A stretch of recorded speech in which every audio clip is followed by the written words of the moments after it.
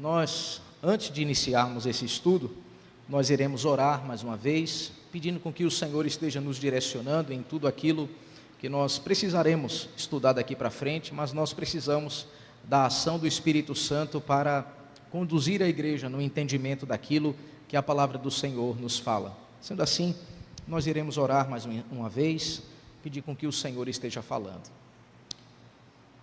Senhor Jesus, entregamos esse momento de estudo na Tua mão. Estamos, Senhor, estudando a Tua lei.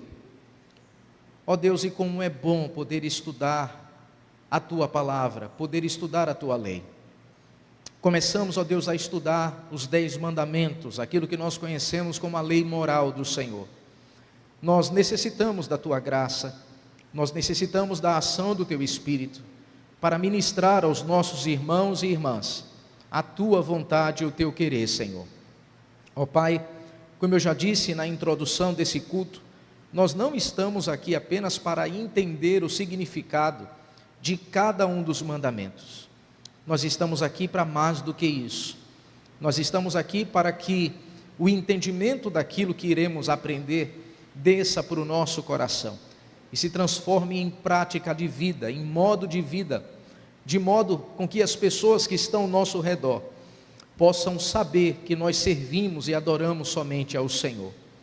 Fala conosco, ó Pai, através desse estudo, fala conosco através da ministração dessa aula, e que o Espírito Santo do Senhor tenha livre acesso no meio de nós, não apenas iluminando a nossa mente para entender as verdades que passaremos a estudar, mas também, Senhor, para que de uma vez por todas, esse entendimento se transforme em prática de vida, muito mais do que apenas um simples conhecimento. Eu entrego a vida dos meus irmãos, das minhas irmãs na Tua mão, te pedindo que a Tua palavra fale conosco, e que Teu Espírito Santo quebrante o nosso coração, e nos dê a graça de ouvir a Tua voz e somente a Tua voz, pois assim oramos e agradecemos ao Senhor, no nome de Jesus. Amém. Queridos, semana passada nós demos uma introdução em relação aos 10 mandamentos. Nós não estudamos o primeiro mandamento, nós apenas demos uma introdução daquilo que passaríamos a estudar a partir de hoje, que é o primeiro mandamento, segundo e assim por diante. Talvez alguns irmãos ou irmãs que estejam aqui hoje não vieram semana passada, por isso, para que a gente não entre propriamente dito já no estudo, eu quero fazer um breve resumo do que nós vimos na semana passada, e em seguida a gente pode iniciar o estudo de hoje com o primeiro mandamento. Na semana passada, a primeira coisa que a gente viu foi a quem, onde e como as leis foram dadas. E a gente viu em Êxodo, no capítulo 31, que essas leis, quando eu falo em leis, não é apenas a lei moral de Deus, que são os 10 mandamentos, são as outras leis, que em seguida a gente vai explicar aqui. Foram dadas no Monte Sinai, naquela manifestação divina, onde Deus, Ele desce ali no monte, e há aquelas nuvens, há trovões, há terremotos, o monte começa a fumegar. Deus diz que aquelas pessoas não deveriam subir ao monte, porque senão elas seriam mortas, e ali é naquele momento que Deus, Ele concede a sua lei a Moisés, para que Moisés pudesse repassar essas leis ao povo. E afinal de contas, por que as leis foram dadas? E eu peço, por favor, abra sua Bíblia, Êxodo no capítulo 20, Êxodo no capítulo 20, verso 1 e verso 2, que é o motivo pelo qual Deus vai conceder a sua lei ao povo, não é? Porque não é sem motivo que Deus vai conceder essas leis, a lei moral, cerimonial, civil, porque afinal de contas Deus concedeu as leis ao seu povo. Verso 1 e verso 2 de Êxodo capítulo 20, a palavra do Senhor diz assim: então falou Deus todas essas palavras. E que palavras foi que o Senhor disse? Eu sou o Senhor teu Deus, que te tirei da terra do Egito, da casa da servidão. A primeira coisa que Deus fala é: eu sou o Senhor, eu sou único, eu sou o Deus da vida de vocês, eu sou aquele que apareceu a Abraão, a Isaac e a Jacó, e só abrindo um parêntese aqui, eu expliquei para vocês que esse povo ainda não conhecia Deus da forma que passariam a conhecer daqui para frente. Eles apenas conheciam que esse Deus, ele apareceu ao patriarca Abraão, ao seu filho Isaac e ao seu neto Jacó. Essas eram as experiências que eles tinham com Deus, a experiência que Deus havia tido com os patriarcas. Mas agora, Deus diz, da mesma forma que eu me revelei aos pais de vocês, Abraão, Isaac e Jacó, daqui para frente, eu quero me relacionar com vocês. Eu sou o Senhor e vocês são o meu povo. E como o próprio texto diz, eu sou Deus que te tirei da terra do Egito, da casa de servidão. Eu tirei vocês de 400 anos de escravidão naquele local. Foi eu que libertei vocês de lá. Sendo assim, a partir de agora, vocês têm um Senhor. O Senhor de vocês era Faraó.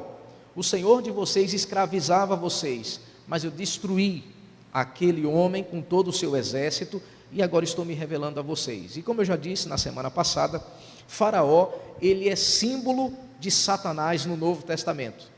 Diversas vezes os apóstolos vão usar a figura do Egito e de Faraó, explicando que aquela escravidão do povo lá no Egito era semelhante à nossa escravidão, enquanto nós ainda não havíamos conhecido a Cristo. E os apóstolos fazem essa ligação de que assim como eles saíram do Egito, daquela escravidão, nós também saímos da escravidão do inferno, da condenação eterna. E assim como eles peregrinaram naquele deserto, nós estamos peregrinando aqui nesse mundo. E assim como eles apontavam para a terra prometida, na esperança de um dia chegar lá, como eles chegaram, assim também nós, enquanto aqui nesse mundo, temos a expectativa, não de uma terra prometida geograficamente, mas do novo céu, da nova terra, da nova Jerusalém. Então, os apóstolos, eles sempre vão fazer essa ponte daquele povo com cada um de nós aqui no Novo Testamento. E é por isso que o Senhor diz, olha, antes de eu dar essas leis para vocês, vocês que eram nômades, vocês que eram um povo que estava peregrinando, vocês que ainda não tinham uma identidade definida, eu agora vou dar as minhas leis para vocês. E, terceiro ponto aí, quais são as leis de Deus? Uma coisa é dizer a lei, outra coisa é dizer as leis de Deus. As leis de Deus, a gente viu também na semana passada, que ela se divide em três partes: a lei civil, a lei cerimonial e a lei moral. O que são as leis civis de Israel? Agora, já não era mais uma nação de escravos peregrinando no deserto. Agora era um povo que teria sua própria identidade. Sendo assim, como é que essas pessoas iriam se relacionar em sociedade? Por exemplo, leis trabalhistas. Como seria? O que eles haviam aprendido é aquelas leis lá do Egito. Mas agora esse povo, ele vai se reger a partir de quê?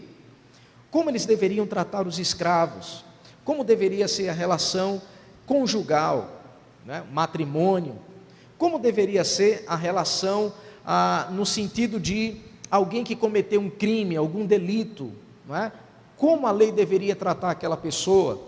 A lei do comércio, compra e venda, como deveria ser a partir de agora? Então, tudo isso regia as leis civis de Israel. É ali que Deus vai começar a dar essa lei. Mas existe uma outra lei, já não é mais a lei civil, agora uma lei que está relacionada à religião de Israel. E qual é a lei que está relacionada à religião de Israel? São as leis cerimoniais. Por exemplo, como devem ser os sacrifícios? Como deve ser a roupa do sacerdote? Quais são as festas que Israel agora deveria comemorar como forma de celebração a Deus?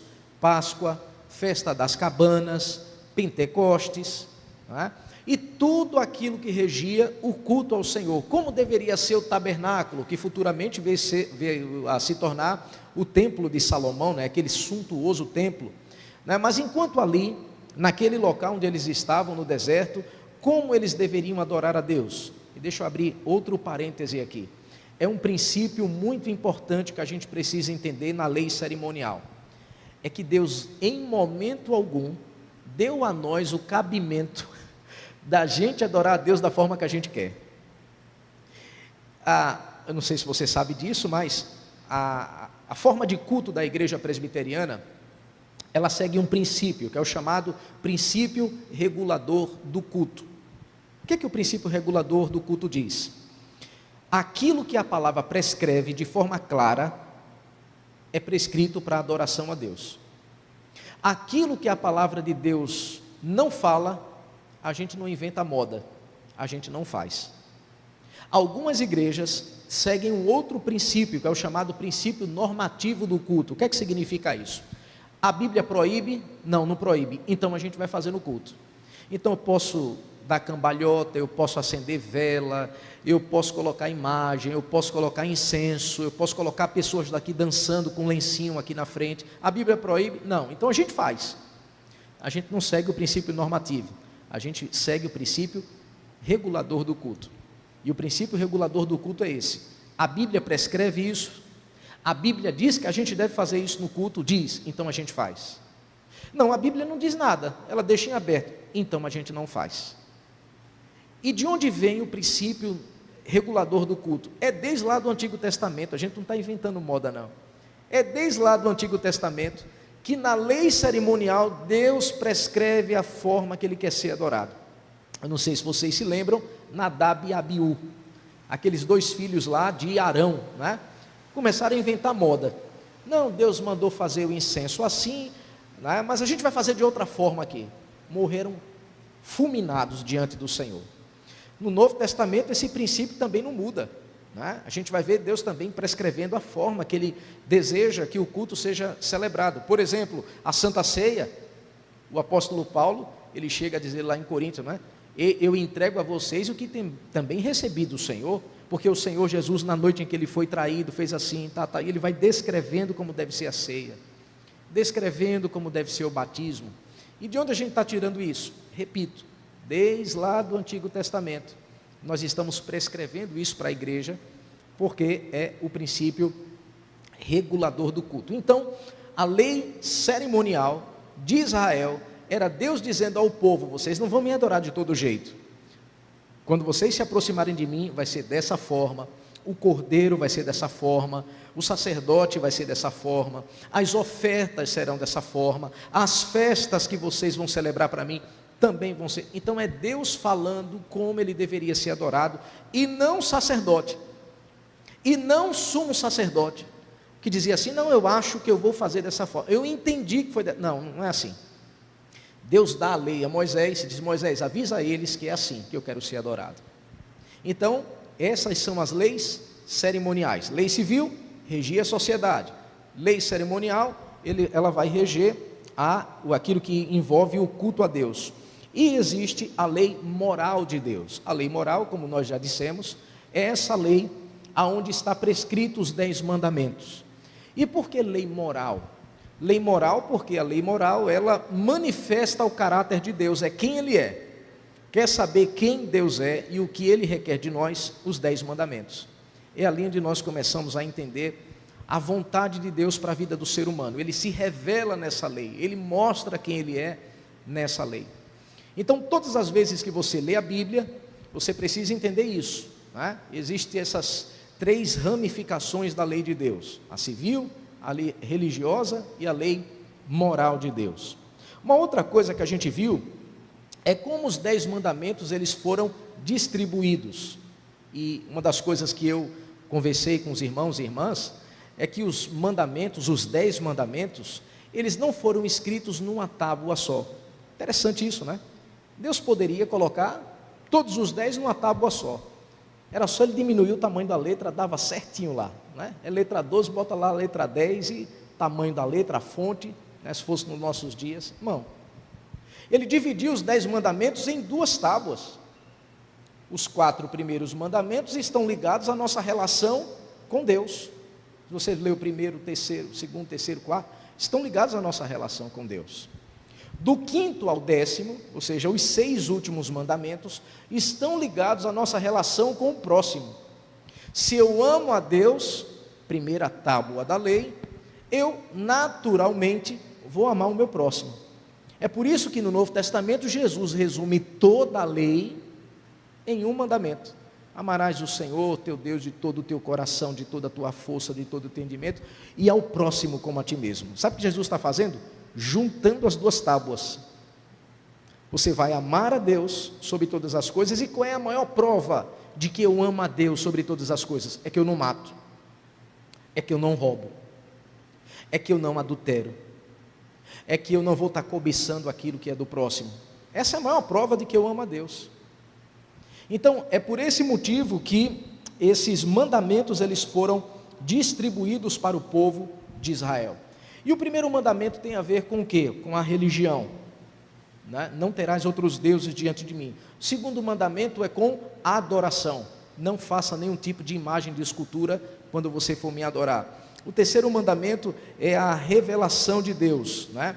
Não dirás o nome do Senhor teu Deus em vão. E uma das coisas que eu expliquei é: não carregarás o nome do Senhor teu Deus em vão. Ele deu o nome dele, é mais ou menos como o pai colocando seu sobrenome nos seus filhos. Aqueles filhos passam a carregar aquele nome. Então ele diz: não dirás o nome do Senhor teu Deus em vão. O quarto é o descanso, não é? Não farás nada no quarto dia, no quarto mandamento, melhor dizendo, ele começa a dizer: no sábado você não vai fazer nada, você vai descansar e para adorar a Deus. Daí por diante, o quinto mandamento, ele vai falar: honra teu pai e a tua mãe, é o princípio de autoridade. Depois o sexto é o valor da vida, não matarás. Depois o sétimo é a pureza, né? Não adulterarás. Depois, em relação à propriedade, não roubarás. Depois, em relação à honestidade, não dirás falso testemunho. E por último, está ligado ao desejo: não cobiçarás nada, absolutamente nada você vai cobiçar. E ali a palavra do Senhor nos mostra essa realidade nos 10 mandamentos que o Senhor nos mostra. Então, basicamente, esse aí é o resumo daquilo que a gente viu na semana passada. E uma das coisas que eu fechei na semana passada foi com a seguinte pergunta: será que as leis de Deus, essas leis que eu acabei de dizer para você, a lei civil, cerimonial e moral, ela vale para os nossos dias? Será que a igreja deve abraçar essas leis agora como regra de fé e prática para a sua vida? Isso aqui é muito importante a gente entender. Por quê? Porque quando o apóstolo Paulo diz: a lei se cumpriu em Cristo, ou a lei morreu em Cristo, ou não somos salvos pela lei, a pergunta que nós devemos nos fazer é: a que lei Paulo está se referindo? É a lei civil? É a lei cerimonial? Ou é a lei moral? Percebe? Porque ele está dizendo: as leis morreram, a lei morreu em Cristo. Mas que lei, afinal de contas? Os 3 tipos de lei? Não. Certamente vocês estão acompanhando a série de sermões na carta aos Gálatas. Ali Paulo está se referindo à lei religiosa de Israel, a lei cerimonial e consequentemente também a lei civil, porque não valia aquela lei civil para os gentios, né? O que acontecia naquela sociedade em Israel, Paulo não queria obrigar os outros povos a se submeter às leis do escravo, do casamento e por aí vai, não é?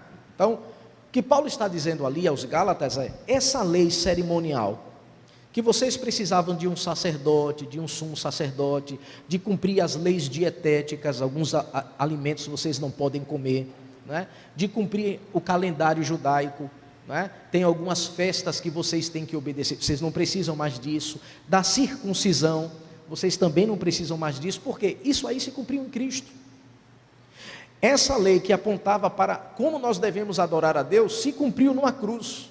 Então essa lei morreu em Cristo. É isso que a gente precisa entender. Deixa eu abrir só um parêntese aqui, né? Existem alguns irmãos que até hoje fazem a seguinte pergunta: pastor, eu posso comer galinha cabidela, né?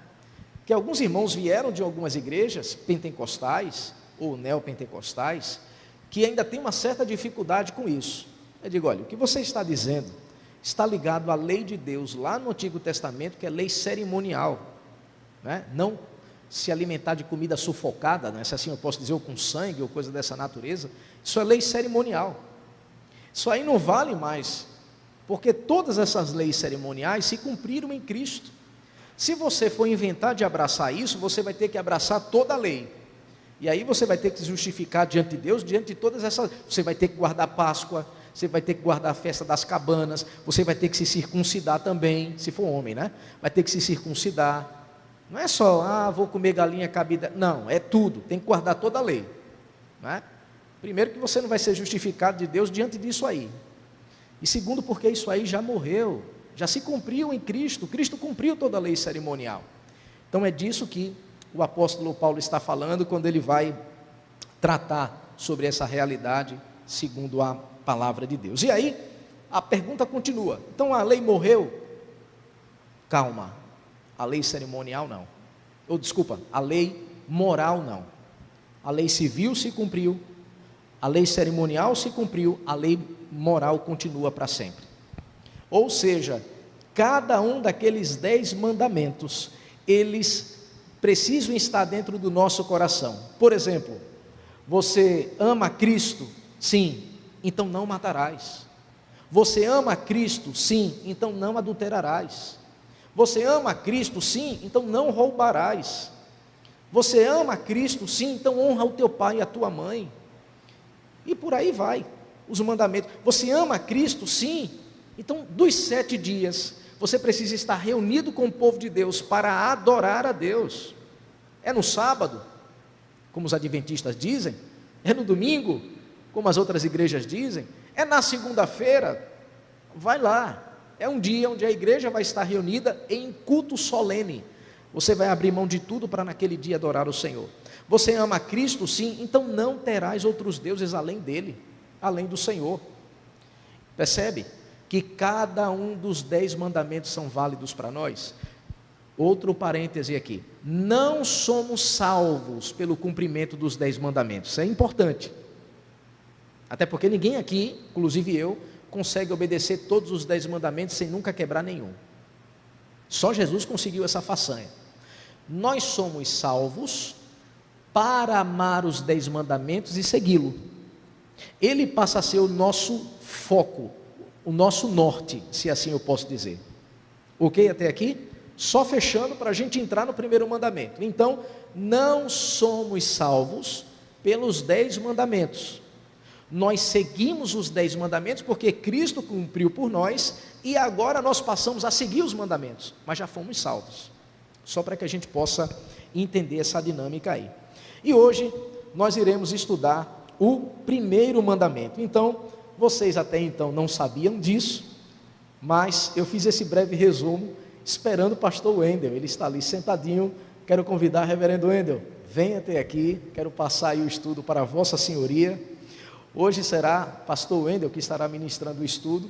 Eu fiz um breve resumo para que vocês entendessem o que a gente viu na semana passada e a partir de agora nosso pastor vai estar dando prosseguimento aí nesse primeiro mandamento. Reverendo, se vocês não sabem, ele estava na luta para chegar aqui hoje, foi difícil, veio lá de Recife, né, para chegar até aqui, diante aí das dificuldades que teve. Eu disse, bem, eu vou dar uma introdução, pastor Wendel chegando, eu passo para ele, senão eu já ia aqui tocar o barco, mas já que ele chegou, amém.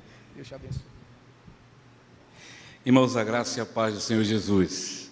Acontece dessas coisas, né, imprevistos. Hoje foi um dia extremamente chuvoso, mas graças a Deus nós aqui estamos. Por gentileza, abra a sua Bíblia no livro de Êxodo, no capítulo 20. Como bem falou o pastor Fábio, nós estamos estudando os 10 mandamentos e hoje nós estaremos vendo o primeiro mandamento, especificamente o versículo 3 do capítulo 20 do livro de Êxodo. Mas antes de nós adentrarmos nesse ponto, eu não sei se o pastor Fábio fez a leitura do texto, ok, nós iremos estar lendo nesse momento o texto sagrado para que a gente possa relembrar esses mandamentos essenciais para a vida do seu povo que o nosso Deus nos deixou. Êxodo do capítulo 20, a partir do verso 1, diz assim a palavra do Senhor. Então falou Deus todas essas palavras. Que palavras? Eu sou o Senhor teu Deus, que te tirei da terra do Egito, da casa da servidão. Não terás outros deuses diante de mim, não farás para ti imagem de escultura, nem semelhança alguma do que há em cima dos céus, nem embaixo na terra, nem nas águas debaixo da terra. Não as adorarás, nem lhes darás culto, porque eu sou o Senhor teu Deus, Deus zeloso, que visito a iniquidade dos pais nos filhos, até a 3ª e 4ª geração daqueles que me aborrecem. E faço misericórdia até 1000 gerações daqueles que me amam e guardam os meus mandamentos. Não tomarás o nome do Senhor teu Deus em vão, porque o Senhor não terá por inocente o que tomar o seu nome em vão. Lembra-te do dia de sábado para o santificar. 6 dias trabalharás e farás toda a tua obra, mas o 7º dia é o sábado do Senhor teu Deus. Não farás nenhum trabalho, nem tu, nem o teu filho, nem a tua filha, nem o teu servo, nem a tua serva, nem o teu animal, nem um forasteiro das tuas portas para dentro, porque em 6 dias fez o Senhor os céus e a terra, o mar e tudo o que neles há, e ao 7º dia descansou. Por isso o Senhor abençoou o dia de sábado e o santificou. Honra teu pai e a tua mãe, para que se prolonguem os teus dias na terra, que o Senhor teu Deus te dá. Não matarás, não adulterarás, não furtarás, não dirás falso testemunho contra o teu próximo, não cobiçarás a casa do teu próximo, não cobiçarás a mulher do teu próximo, nem o seu servo, nem a sua serva, nem o seu boi, nem o seu jumento, nem coisa alguma que pertença ao teu próximo. Como é de conhecimento de todos nós, o Deus que servimos, Ele é um Deus muito zeloso. Ele é um Deus que cuida do seu povo, de toda a nossa estrutura, e Ele estabelece os meios pelos quais, através da sua palavra, nós devemos respaldar a nossa vida. E como nós acabamos de ler, Deus, nesse cuidado que Ele dispensa acerca do seu povo, Ele estabeleceu esses mandamentos para que nós os seguíssemos, para que nós os servíssemos. E esse foi um momento extremamente crucial e importante, porque como o próprio Deus se revela no versículo 2 que nós lemos, eu sou o Senhor, teu Deus, que te tirei da terra do Egito e da casa da servidão. Então, a partir do momento que esse Deus a quem servimos, esse Deus que estabelece os preceitos pelos quais nós devemos adorá-lo, o primeiro mandamento que trata acerca dessa singularidade do Deus a quem nós servimos, está bem exposto e descrito no versículo 3, quando o Senhor, de maneira muito clara, Ele traz uma afirmação numa perspectiva negativa de abandonarmos qualquer outro princípio, preceito ou valor que a gente venha colocar em termos de adoração, de devoção, a não ser a pessoa do nosso Deus. Todos sabem que o povo do Senhor viveu por diversas ocasiões entre povos pagãos, guerreou com povos pagãos. Quando estava em obediência ao Senhor, Deus trazia o livramento devido, mas por outro lado também, o povo do Senhor em algumas situações deixou levar e envolver-se em adoração a outros deuses. Mas perceba o versículo 3, aí eu destaco, não é? O texto, ele é bem claro quando o Senhor nos diz, não terás outros deuses diante de mim. Ou seja, esse mandamento da parte do Senhor está relacionado diretamente com o aspecto a idolatria. Idolatria é a gente ter alguma coisa ou pessoa que a gente coloca, de certa forma, no lugar devido que somente a Deus pertence. E é interessante a gente observar que Deus, Ele é um Deus tão zeloso que Ele não divide a glória dEle com ninguém. Deus é um Deus tão zeloso que Ele quer exclusividade na adoração a Ele. A palavra do Senhor nos diz que nós somos separados para o louvor da sua glória, não é? Há um texto que eu sempre costumo citar aqui com os irmãos, que é 1 Coríntios capítulo 10, verso 31. Portanto, quer comais, ou quer bebais, ou façais outra coisa qualquer, fazei tudo para a glória de Deus. Então, o propósito maior da nossa vida é glorificar, exaltar e adorar o nome do Senhor, porque Deus é esse Deus zeloso, cuidadoso, que Ele não divide a glória dEle com ninguém, e Ele deseja exclusividade na adoração que é feita ao Senhor. Nós colocamos aí alguns textos bíblicos aí para que nós pudéssemos acompanhar. Já lemos Êxodo no capítulo 20, o versículo 3. E por gentileza, abra sua Bíblia lá também no livro do profeta Isaías, para que nós possamos observar outros textos no Antigo Testamento ainda e também no Novo Testamento, quando a gente percebe essa mesma ideia, esse princípio, esse valor estabelecido na palavra do Senhor. Livro do profeta Isaías, no capítulo 42, versículo 8, nos diz assim: todos acharam? Eu sou o Senhor, este é o meu nome, a minha glória, pois não a darei a outrem, nem a minha honra às imagens de escultura. O que é que o texto está dizendo para a gente? O Senhor se mostra mais uma vez aqui no texto como o Senhor. Este é o meu nome, ele falando acerca de si mesmo, e a glória dele, ele não dará a outrem, não dará a ninguém, como nós acabamos de ler na sua palavra. Deixa eu ajeitar aqui. Abra ainda também na primeira epístola de Paulo aos Coríntios, no capítulo 10, primeira epístola de Paulo aos Coríntios, no capítulo 10, nós estaremos lendo o verso de número 14. Veja o que diz a palavra do Senhor.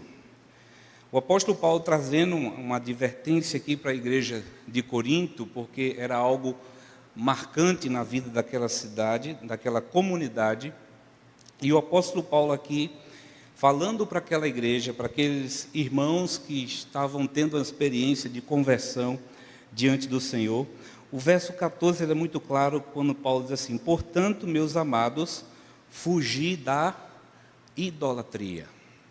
Da idolatria. Também, na primeira epístola de João, ainda no capítulo 5, e eu convido você também a abrir a sua Bíblia, na primeira epístola de João, no capítulo 5,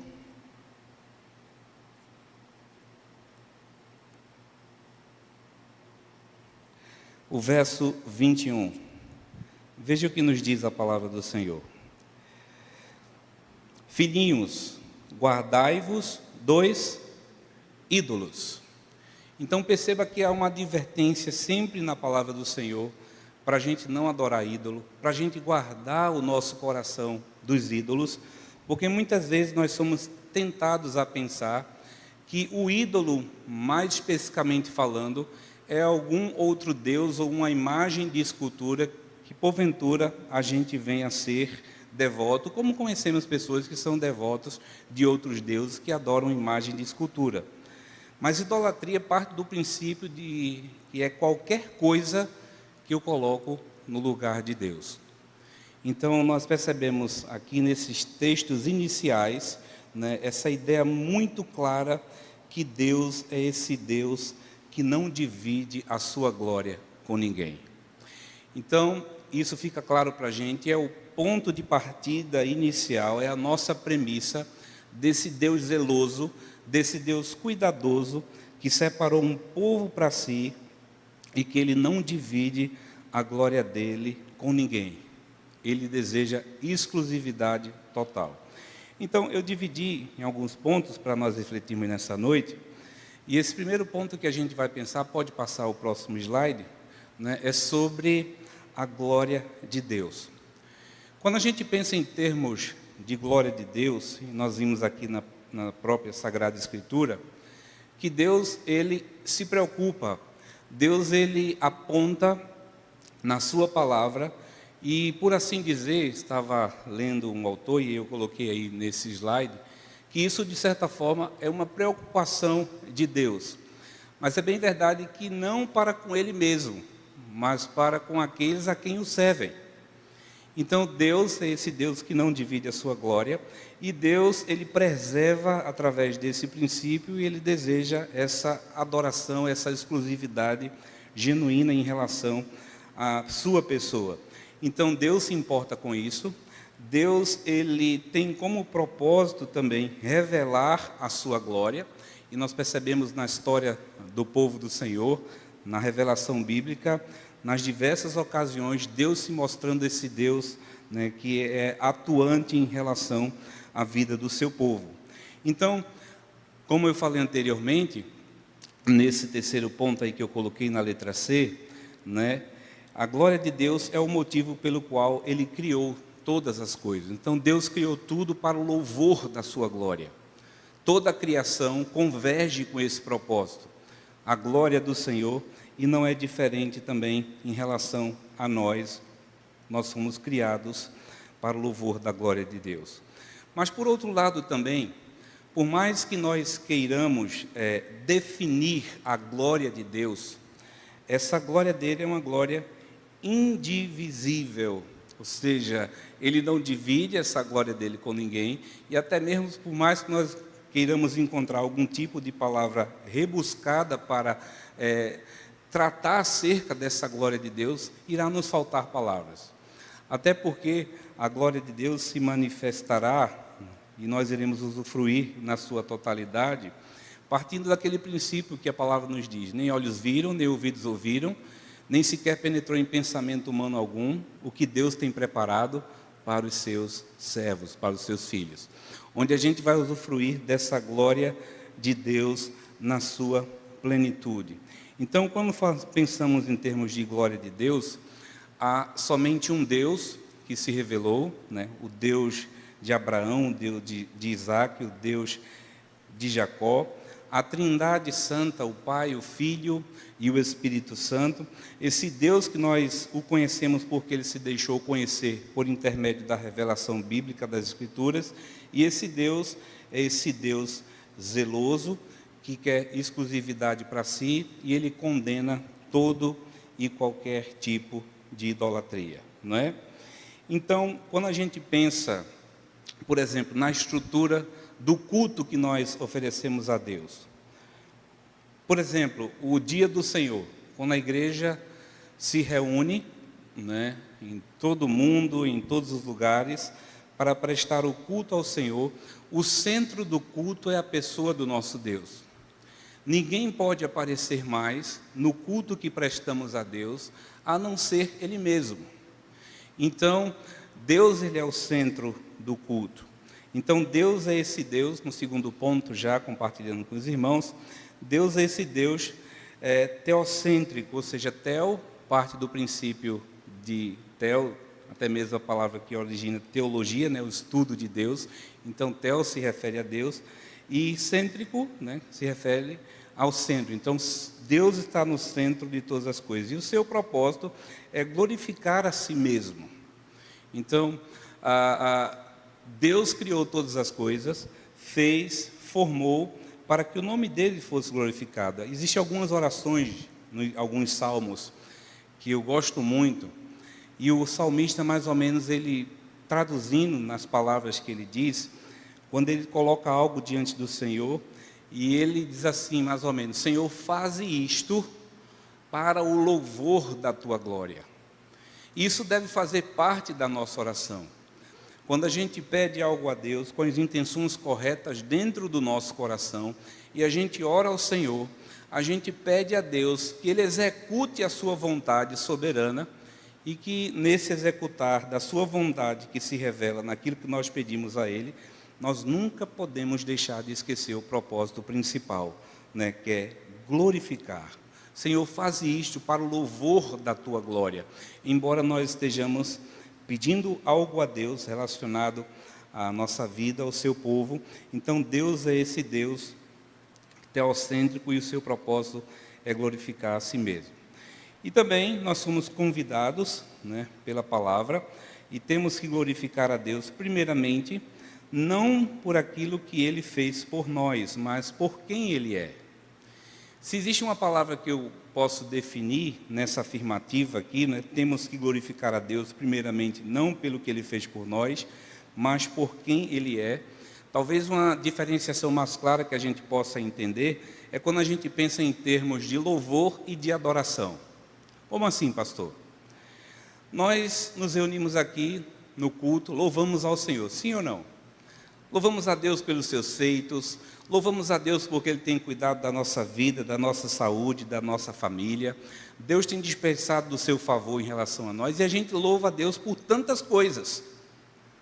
Mas independentemente de Deus fazer algo na nossa vida, estender do seu favor, da sua graça, nós louvamos a Ele pelos seus feitos, mas nós adoramos a Deus não por aquilo que Ele faz, mas por aquilo que Ele é.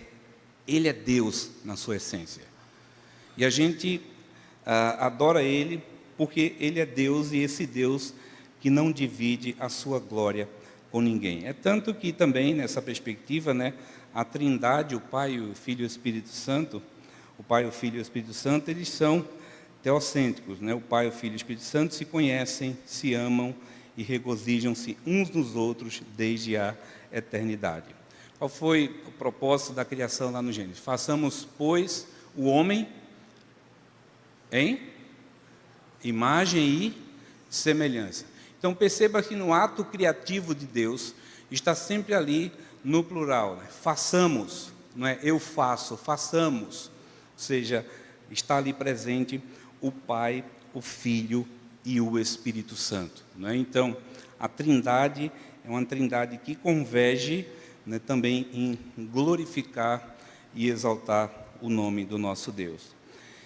Como nós estamos falando acerca de que nós não teremos nenhum outro Deus além do nosso Deus, o primeiro mandamento, e isso está muito ligado à idolatria, eu coloquei aí para que a gente possa trazer uma definição dentro do aspecto da doutrina reformada, o que seria idolatria, não é?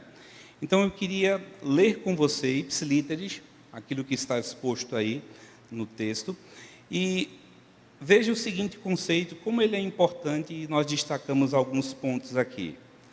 A doutrina reformada enfatiza que a idolatria não se limita apenas às formas externas de adoração, mas também pode estar presente nos corações e nas motivações internas. Como assim, pastor? Perceba a primeira afirmação, né? A idolatria não se limita às formas externas de adoração, de quem eu adoro, de como eu adoro, nas manifestações corporais. Por exemplo, nós temos algumas festas religiosas, né, de pessoas que sobem o morro, de joelhos, de pessoas, por exemplo, lá no Muro das Lamentações, que lamentam, que, de certa forma, até mesmo se mutilam, como se estivesse fazendo um ato religioso, né, para agradar a Deus. E a gente, como falei anteriormente, temos, de certa forma, um tipo de pensamento, de pensar que idolatria parte dessa premissa, mas a segunda parte que nós vemos é bem enfático, quando nos diz, mas também pode estar presente nos corações e nas motivações internas. Isso significa que mesmo que alguém não esteja envolvido em práticas óbvias de idolatria, como a adoração de ídolos físicos, ainda pode ser culpado de idolatria se colocar algo ou alguém no lugar de Deus em seu coração e vida. Então, se eu coloco algo ou alguém no lugar que é devido a Deus, parte desse princípio de idolatria. Certa vez eu vi um testemunho muito forte de um casal. Eles tinham um filho único, alguém muito amado, muito desejado, de uma generosidade, esse jovem assim espetacular, um jovem que era usado por Deus na pregação do Evangelho.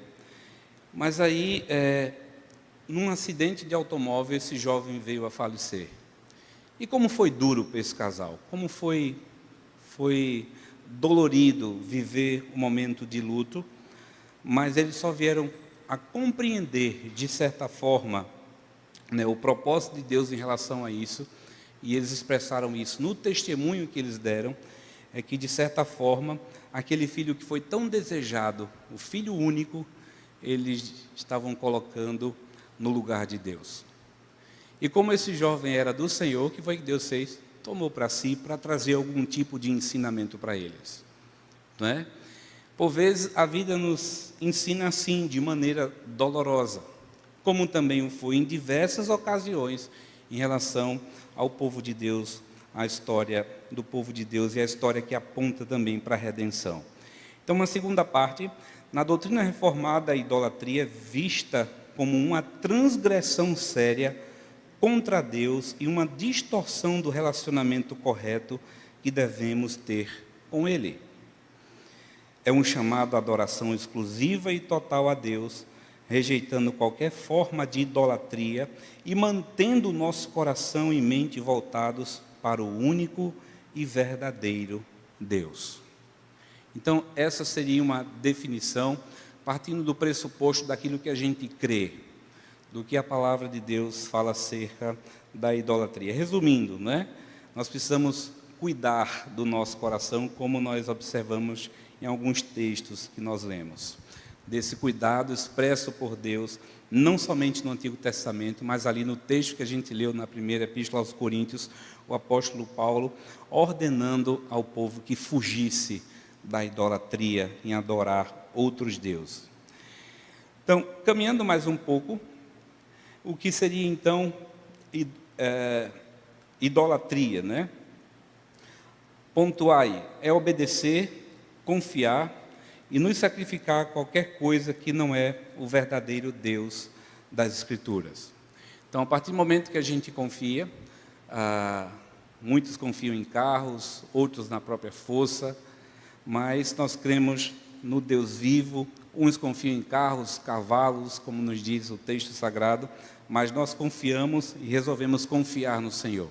E, de certa forma, partindo desse ponto de vista de obediência, de confiança e depreender esforços a qualquer uma outra situação que não seja relacionado à glória de Deus, nós estamos fugindo, né, desse propósito que a palavra do Senhor nos ensina. Abra sua Bíblia lá no livro de Gênesis, especificamente o capítulo 3, livro de Gênesis, capítulo 3, e a gente vai ver aqui no texto que isso começou desde muito cedo, desde a queda do homem. Gênesis no capítulo 3, a partir do versículo 1, esse texto que você tão bem conhece, veja o que nos diz a palavra. Mas a serpente mais sagaz que todos os animais selváticos que o Senhor Deus tinha feito, disse à mulher: é assim que Deus disse, não comereis de toda a árvore do jardim? Respondeu-lhe a mulher: do fruto das árvores do jardim podemos comer, mas do fruto da árvore que está no meio do jardim, disse Deus, dele não comereis, nem tocareis nele, para que não morrais. Então a serpente disse à mulher: é certo que não morrereis. Veja o verso 5, eu não coloquei, mas eu quero ler com você. Porque Deus sabe que no dia em que dele comerdes, se vos abrirão os olhos, e como Deus sereis conhecedores do bem e do mal. Veja a argumentação da serpente, do inimigo das nossas almas. O que foi que ele tocou aqui nessa conversa, né, com uma mulher, com os nossos primeiros pais? Qual foi a argumentação que ele utilizou aqui para tornar mais fácil o caminho para a queda? A partir do momento, né, como nos diz o versículo 5, Deus sabe, ele estabeleceu esse limite, mas ele fez isso porque ele sabe que no dia em que vocês comerem, se vos abrirão os olhos, como Deus, e sereis conhecedores do bem e do mal. Despertou o quê? curiosidade, cobiça, orgulho. E quando a gente percebe, irmãos, isso é algo perverso, é uma raiz do mal, porque o orgulho, a cobiça, os desejos distorcidos do nosso coração, o nosso orgulho, a nossa vaidade, faz com que a gente esqueça Deus, faz com que a gente coloque Deus em segundo plano e a gente passe a confiar em nós mesmos.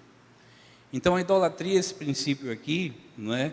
Ele já está aqui desde a queda do homem. Mas nós louvamos ao Senhor, né? Porque a sua palavra, ela nos aponta o caminho da redenção na pessoa bendita do nosso Senhor Jesus Cristo. Então, a idolatria também, ela nasce no nosso coração. E foi isso que o inimigo sagaz das nossas almas o sabia muito bem. Abra sua Bíblia agora lá no livro do profeta Ezequiel, para confirmar aquilo que nós acabamos de falar para os irmãos. Ezequiel no capítulo 14.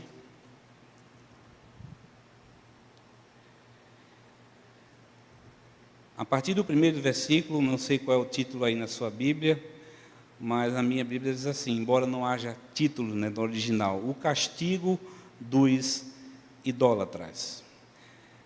Ezequiel capítulo 14. Então vieram ter comigo alguns dos anciãos de Israel e se assentaram diante de mim. Veio a minha palavra do Senhor dizendo: filho do homem, estes homens levantaram os seus ídolos dentro do seu coração, tropeço para a iniquidade que sempre tem eles diante de si. Acaso permitirei que eles me interroguem? Portanto, fala com eles e diz-lhes: assim diz o Senhor Deus: qualquer homem da casa de Israel que levantar os seus ídolos dentro do seu coração e tem tal tropeço para a sua iniquidade, e vier ao profeta, eu, o Senhor, vindo ele, lhe responderei segundo a multidão dos seus ídolos. Primeiramente, o que é que o texto diz aqui no versículo 3? Onde é que nasce a idolatria? Dentro da gente, no nosso coração. É algo que parte da nossa consciência, desce ao nosso coração e a gente começa a não colocar Deus no devido lugar que Ele merece. Então percebe, como eu falei anteriormente, né, desse Deus teocêntrico, do Deus teocêntrico em relação ao Pai, ao Filho e ao Espírito Santo, não é por causa dele mesmo, mas é por causa da perversão e por causa dos maus feitos do nosso coração, que é enganoso e que nos leva a caminhos tortuosos. Então, quando a gente pensa, né, nesse primeiro mandamento, não tem como desatrelarmos acerca desse aspecto da idolatria. Agora, qual o significado, né, desse primeiro mandamento? Porque Deus estabeleceu desde lá do Êxodo os seus 10 mandamentos para servir como norte de direção para o seu povo, não é? Qual o significado desse mandamento, embora a gente já tenha pontuado com os irmãos? Porque Deus diz assim: olha, não tenham outros deuses além de mim. Eu sou o Senhor teu Deus que te tirei da terra do Egito, da casa da servidão. Não terás outros deuses. Na sua Bíblia está com D minúsculo, né, porque se refere a outros deuses mesmo. Por que Deus ele nos traz esse ensinamento? E qual o significado disso? O primeiro a gente já trabalhou bem, né, com os irmãos, que é a exclusividade de Deus, reconhecendo que só há um Deus verdadeiro e que Ele deve ocupar o primeiro e único lugar nas nossas vidas. Isso é ponto pacífico, está claro para nós, nessa exclusividade que Deus o quer e deseja. Por outro lado também, a Bíblia é enfática, nós já vimos aqui diversos textos, da proibição da parte de Deus em relação à idolatria, né? Entendendo que não devemos adorar, servir ou colocar qualquer coisa ou pessoa acima de Deus. Demos exemplo prático agora há pouco em relação àquele testemunho daquele casal que estava, de certa forma, colocando o seu filho no lugar que era de Deus. Então, Deus proíbe enfaticamente. Eu estava me lembrando de uma história agora, não sei dizer aos irmãos se é verdade ou não, mas são aquelas histórias que a gente ouve, mas é mais ou menos assim. Diz que tinha um certo irmão na igreja, um irmão muito piedoso, crente no Senhor, assíduo nos trabalhos, nos cultos, e ele era uma bênção, ele. Isso é uma história, claro, né? E os irmãos, assim, olhando para a vida dele, para o testemunho dele, aí se reuniram e resolveram dar a ele uma medalha de humildade, né, para que ele pudesse usar, pelo seu exemplo. O que foi que aconteceu? Ganhou no domingo, no outro domingo ele chegou na igreja com a medalha no pescoço. Ou seja, o que é que eu estou querendo dizer com isso? Que muitas vezes o despertar da idolatria, de um sentimento egoísta dentro de nós, de vaidade, parte do princípio que nós somos fustigados, muitas vezes o inimigo querendo mexer na nossa vida, partindo do ponto de vista da nossa fraqueza. Perceba, de fato a vida dele era assim, ou pelo menos demonstrava. Mas a partir do momento que houve o reconhecimento, que ele ganha aquela medalha, agora ele chega com a medalha na igreja. Foi que os irmãos fizeram e tomaram a medalha dele de novo. Não é? Então, Deus, Ele quer que a glória seja para Ele, e não no reconhecimento do seu trabalho, do seu esforço, como nesse exemplo aqui, simplório que eu trago para os irmãos. Então, Deus, Ele proíbe, né, a idolatria. Por outro lado, também, parte do princípio da soberania de Deus, reconhecendo que Deus é supremo e que todas as áreas de nossa vida devem ser submissas à sua autoridade.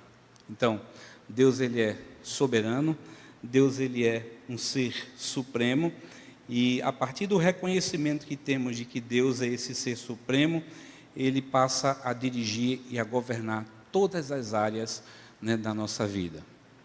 Não tem como desatrelarmos, né, esse aspecto prático em relação à nossa vida com Deus. Falava isso aqui no domingo passado, né, que Paulo, nas suas argumentações, nas suas epístolas, ele sempre parte desse princípio, né, apresenta o Evangelho, defende teologicamente os seus valores, a palavra de Deus, os princípios que são norteadores para a adoração a Deus, mas isso converge em vida prática, né? Então, Deus, nessa sua soberania, né, Ele deseja ou quer que todas as áreas da nossa vida sejam submissas à sua vontade. Agora, em termos de aplicação prática, pensando nesse mandamento, né, não terás outro Deus diante de mim. Uma coisa é a gente conhecer, saber, entender, mas o que isso implica em termos práticos para a minha vida? Esse primeiro mandamento. Primeira coisa é a consciência da nossa adoração a Deus, não é? Compreendendo a importância de adorar somente a Deus em espírito e em verdade, evitando qualquer forma de adoração a falsos deuses ou ídolos. Então, a partir do momento que a gente entende isso bem, e ele é o primeiro mandamento, né, de que Deus, Ele deseja essa exclusividade, então somente a Ele nós adoramos. Somente a Ele nós devotamos a nossa vida, a nossa fé. E devemos fazer, né, em espírito e em verdade, né? Nós percebemos lá no Evangelho de João, aquela experiência daquela mulher que se aproximou de Jesus, e ali começa uma conversa. Deus é espírito, e importa que os seus adoradores o adorem em espírito e em verdade. Em espírito e em verdade. Então Deus procura esse tipo de adorador. Por outro lado também, isso de forma prática, nessa exclusividade de Deus, isso vai afetar nas prioridades corretas que regem a nossa vida, né? Avaliando se colocamos Deus em primeiro lugar em nossas vidas, acima dos nossos desejos, posses e relacionamentos.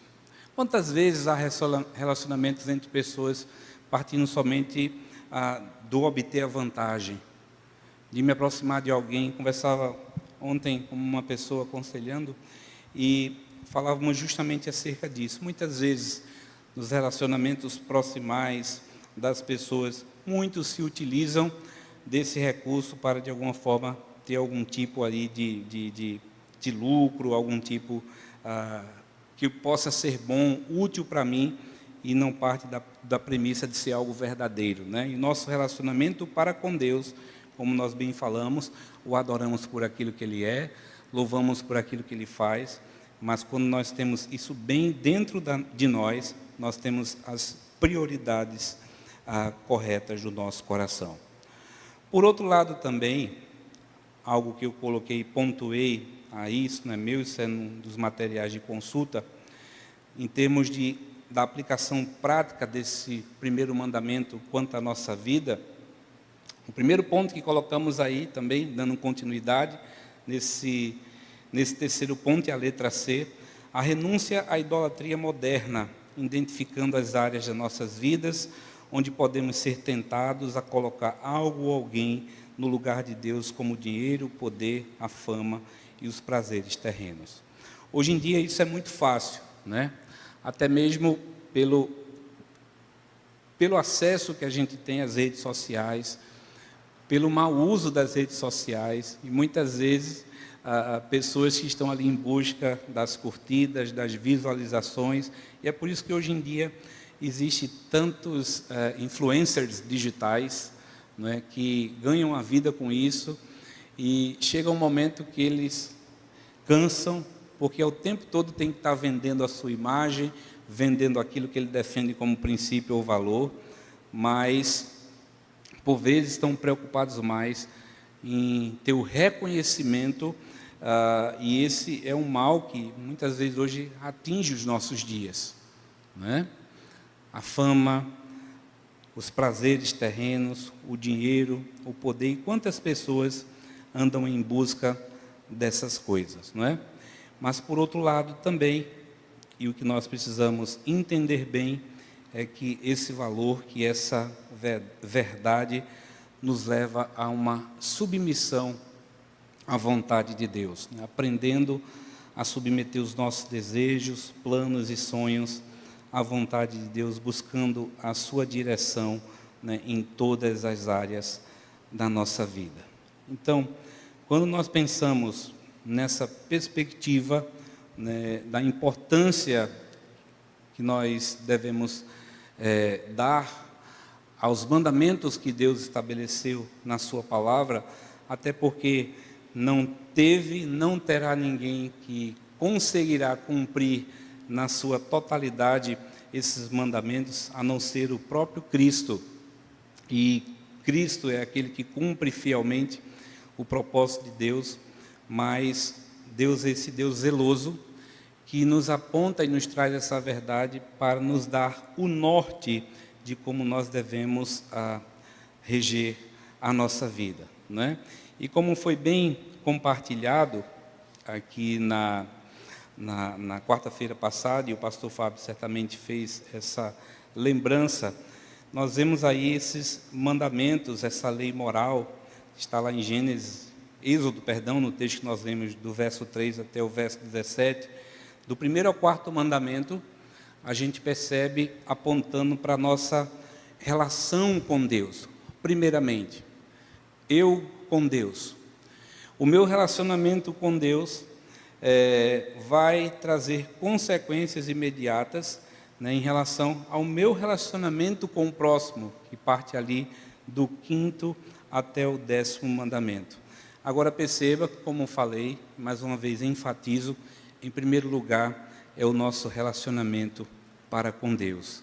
E esse Deus que nós servimos é um Deus exclusivista, que Ele não divide a glória dEle, que Ele não deseja que nós, como seus servos, filhos e filhas, venhamos devotar a nossa adoração a outro Deus, no sentido mais próprio da palavra, no aspecto religioso, mas também nas coisas que envolvem a nossa vida. Não podemos substituir jamais em relação à pessoa bendita do nosso Deus.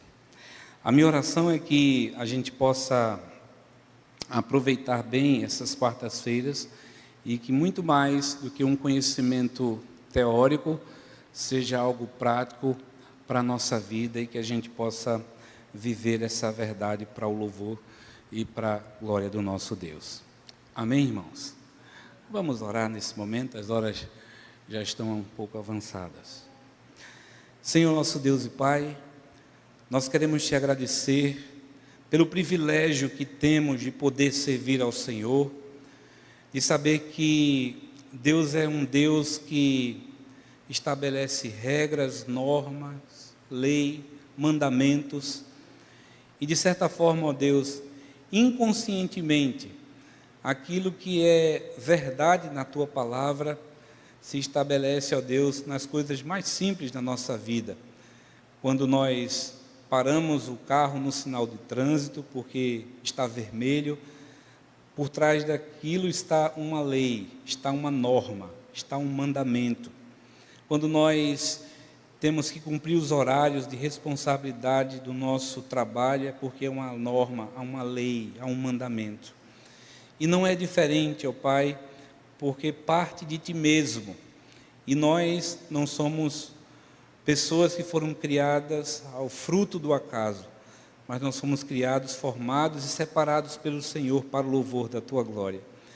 E é por isso que Tu deixaste, ó Deus, os mandamentos que apontavam, ó Deus, para a Tua graça, que se manifestou de maneira plena na pessoa bendita do nosso Senhor Jesus Cristo. Ó Deus, faz com que a cada dia nós tenhamos um relacionamento mais fortalecido com o Senhor, como nós iremos aprender do 1º ao 4º mandamento, um relacionamento próximo de Ti, possamos amar o Senhor com todas as nossas forças, não colocarmos, ó Deus, nenhuma outra coisa no Teu lugar, e que isso também, ó Pai, venha refletir de maneira muito prática nos nossos relacionamentos com o nosso próximo, marido e mulher, esposo, esposa, irmãos, família, povo do Senhor. Ensina-nos, ó Deus, estamos ansiosos e desejosos de aprender da Tua parte. Te agradecemos, ó Deus, porque aqui estamos, apesar de um dia chuvoso, oramos por aquelas pessoas que porventura estejam desabrigadas, em áreas de risco. Tem misericórdia, Senhor, tem misericórdia. E pedimos a Ti, Senhor, que Tu nos abençoe, leve-nos em paz aos nossos lares. Essa é a nossa oração em nome de Cristo. Assim nós Te oramos e agradecemos. Amém.